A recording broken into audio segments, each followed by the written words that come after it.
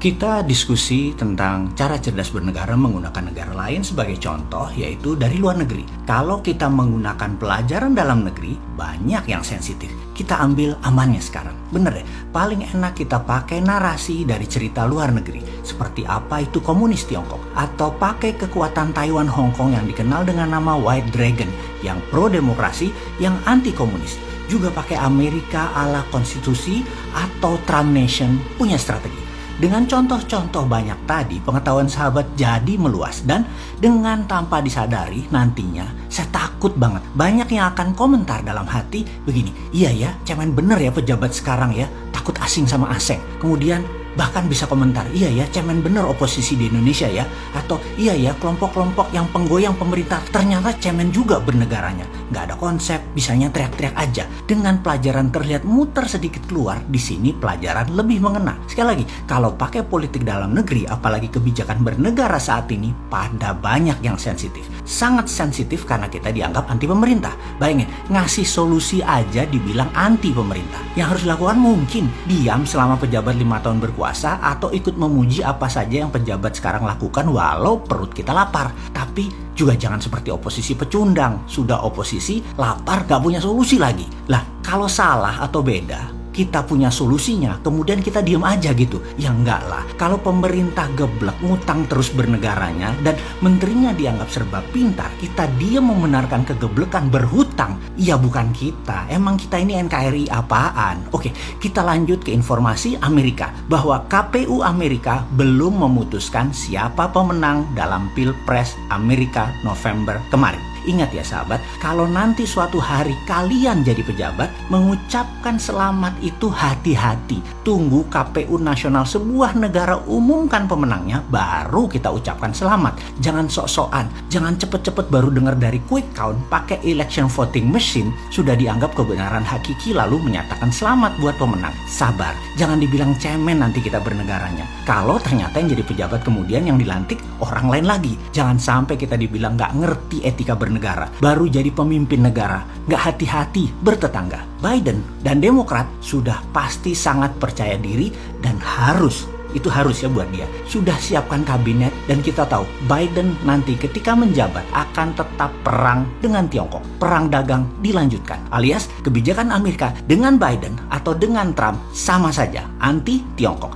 Ini penting untuk difahami agar kita yang sering tanpa analis mendalami geopolitiknya, kita jangan terlalu sering tergopoh-gopoh membenahi kebijakan luar negerinya, karena sering salah. Kita ingatkan bagaimana bernegara Amerika beda dengan Indonesia yang datar, hanya ada DPR dan Pilpres, Pileg, sederhana. Banyak matriks-matriks kalau ini itu yang kita tidak punyai seperti negara lain. Sehingga untuk jadi negara besar seperti Tiongkok, Amerika, Inggris, terlalu banyak cara bernegara yang kita harus siapkan di kemudian hari, bahkan sekarang untuk kita ubah, untuk kita tambah. Sekedar contoh, bukan saya bela Trump ya, yang secara popular vote dan electoral vote dikatakan kalah dalam Pilpres kemarin. Namun, kita harus tajam menganalisa dengan pertanyaan, mengapa KPU Amerika belum putuskan siapa pemenangnya? Ada yang mikir ke sana nggak? Di mana dulu KPU Amerika cepat memutuskan ketika electoral vote dinyatakan lebih 270. Apa karena pemenangnya Demokrat ada hal yang bisa digugat? Apa karena menggunakan perhitungan suara di luar jam yang seharusnya sudah berhenti perhitungan suaranya?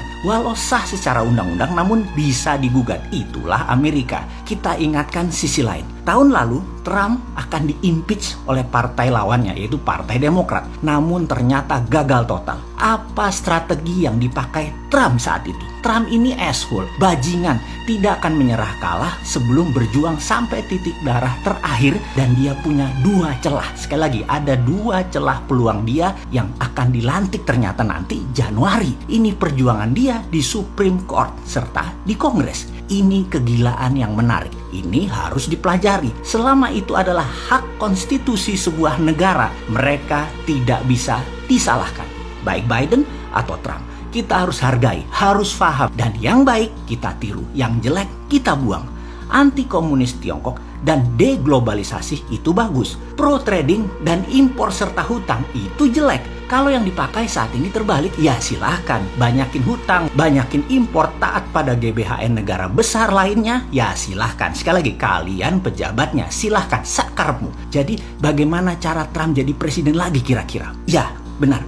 Gunting dilipatan seperti rencana Trump kemarin yang mau diimpeach, digagalkan melalui Kongres. Jadi kemenangan Biden bisa digagalkan secara konstitusi lewat Kongres. Langkah pertama, ambil kekuatan Pentagon. Atau gini deh, biar ke visual. Nanti kalau sahabat tahun 2024 berkuasa, dapat mandat, ambil militer dan ambil Polri, lalu buat dekret presiden bubarkan DPR. Beri gaji besar, misalnya 1 miliar per bulan masing-masing anggota DPR. Selama 4 tahun, para anggota DPR itu dikurungkan, dikandangkan untuk membuat Undang-Undang 45 yang baru. Masukkan GBHN, masukkan fraksi TNI Polri dan ASN ke dalam DPR. Buat DPA atau DPD versi baru. Ulama masuk, ketua adat masuk. Ubah BUMN jadi bukan kementerian. Tutup BUMN anak dan cucu yang tidak produktif. Buat aturan bahwa BI di bawah Kementerian Keuangan. Kebijakan hutang pejabat presiden harus lunas di akhir masa jabatan supaya tidak terbawa ke pejabat berikutnya. Lawan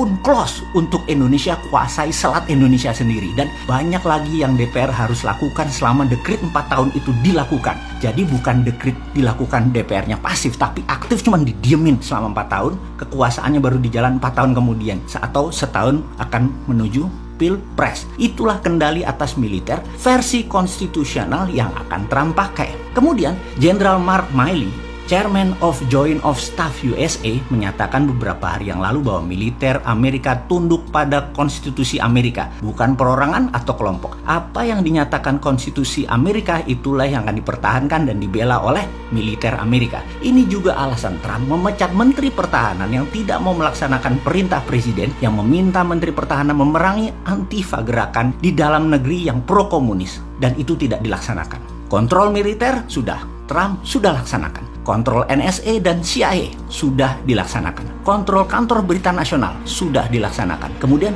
cara konstitusional apa yang akan dilakukan, seperti strategi menggagalkan impeachnya dia. Jalur kemenangan Trump di tahun 2020 ini akan ditentukan oleh Partai Republik di Capitol Hill, di mana setiap perwakilan negara bagian atau satu negara bagian akan diwakili oleh satu perwakilan akan melakukan voting.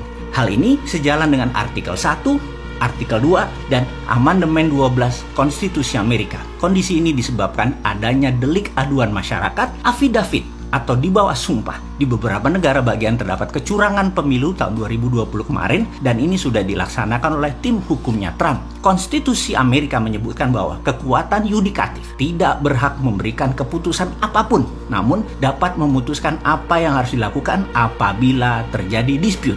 Keputusan akhir tetap pada badan legislatif. Kemudian bagaimana suara Partai Demokrat di Capitol Hill? Hal ini serupa saat kemarin Senat membatalkan tuntutan impeachment terhadap Trump bulan November tahun lalu. Demokrat saat ini minoritas berdasarkan perhitungan yang sudah disertifikasi. Ini adalah hearing yang hanya hadir satu orang mewakili negara bagian. Hanya 51 orang yang rapat. Ini DPD DPA versinya Amerika. Ini bukan elektoral DPR yang rapat. Ini lebih atas lagi. Amandemen 12 Konstitusi membatalkan jumlah elektoral berdasarkan perhitungan suara, maka diganti dengan satu elektoral untuk satu negara bagian. Jadi hanya ada 51 elektoral saja. Amandemen 12 diterapkan apabila Kongres dan Senat Partai Demokrat dan Kongres serta Senat Partai Republik tidak sepakat terhadap electoral vote hasil perhitungan suara. Cukup satu Senat dan satu Kongres dari Partai Republik sudah bisa membawa kepada voting untuk membatalkan electoral vote yang dibawa oleh negara bagian ke Capitol Hill setelah diberikan waktu 2 jam untuk debat masing-masing. Perkiraan tanggalnya adalah sekitar 14 Desember 2020 ini rapat di Capitol Hill akan dilakukan. Makanya begitu ketahuan bahwa jumlah Senat dan Kongres di Capitol Hill Partai Republik lebih besar dari Senat dan Kongres Partai Demokrat, Nancy Pelosi dan Hillary Clinton lemes. Karena ini yang mereka khawatirkan dari awal. Sekali lagi, ini hanya pelajaran dasar bernegara ala Amerika, bukan Indonesia, bukan juga untuk merubah foreign policy kebijakan luar negeri jadi berpihak ke pejabat Indonesia seperti kemarin beredar foto-foto pejabat dengan keluarga Trump. Kalau urusan negara kayak gini harusnya ada menteri terkait dari Amerika, juga ada wakil dari Kongres atau Senat. Janganlah foto-foto keluarga Trump di Gedung Putih menganggap bahwa Amerika dukung Indonesia. Keputusan pemerintah di Amerika itu rumit. Amerika itu tidak sesederhana aturan gubernuran atau aturan kementerian di Indonesia. Satu orang yang serba bisa ambil keputusan mengubah nasib 270 rakyatnya.